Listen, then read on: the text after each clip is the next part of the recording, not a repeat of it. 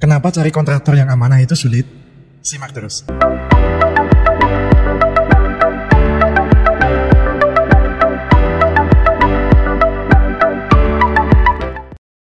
Berikut ini adalah kutipan dari calon klien saya pada saat konsul tentang pembangunan rumah.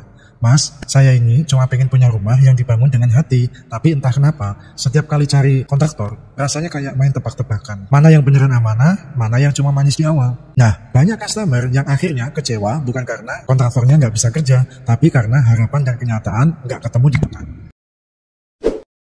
Kalau kita ngomongin awalnya sih semua tampak lancar, janji rapi, tepat waktu, hasilnya bagus, tapi di tengah jalan mulailah muncul drama-drama. Bahan nggak sesuai spek, progres molor, komunikasi susah, sampai tiba-tiba harga nambah di tengah perjalanan. Dan akhirnya muncul satu pertanyaan besar, emangnya kontraktor amanah itu masih ada? Lalu ada pertanyaan lain, apa yang harus dilakukan customer agar dapat kontraktor yang amanah? Nomor 1, jangan tergoda harga murah. Harga murah belum tentu efisien. Bisa jadi murah di depan, mahal di belakang. Fokuslah ke value, bukan ke angka. Nomor 2, minta portofolio dan testimoni nyata. Lihat hasil pekerjaan sebelumnya. Tanya langsung ke klien lama. Kontraktor yang amanah nggak takut menunjukkan jejaknya. Nomor 3, buat kontrak kerja tertulis yang detail. Semua hal harus tertulis.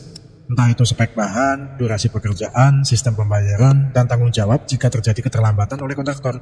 Nomor 4, bayar sesuai progres. Hindari membayar full di awal. Pembayaran bertahap menjaga kedua belah pihak tetap disiplin dan adil. Nomor 5, bangun komunikasi yang terbuka. Customer juga perlu aktif tanya dan ikut mengawasi, bukan cuma menuntut hasil di akhir. Kemudian selanjutnya, apa yang seharusnya dilakukan kontraktor agar bisa dibilang amanah? Nomor 1, transparan sejak awal. Jelaskan dengan jujur biayanya, risikonya, dan batas kemampuan tim kontraktor itu sendiri. Lebih baik over komunikasi di awal daripada over promise. Nomor 2, pegang komitmen. Kalau bilang selesai 3 bulan, ya 3 bulan. Kalau ada kendala, komunikasikan dengan cepat. Amanah itu bukan berarti sempurna, tetapi lebih ke jujur. Nomor 3, gunakan bahan sesuai kesepakatan. Jangan main substitusi atau mengganti bahan tanpa izin owner. Sekali ketahuan, kepercayaan akan runtuh total. Nomor 4, dokumentasikan progres pekerjaan dengan jelas.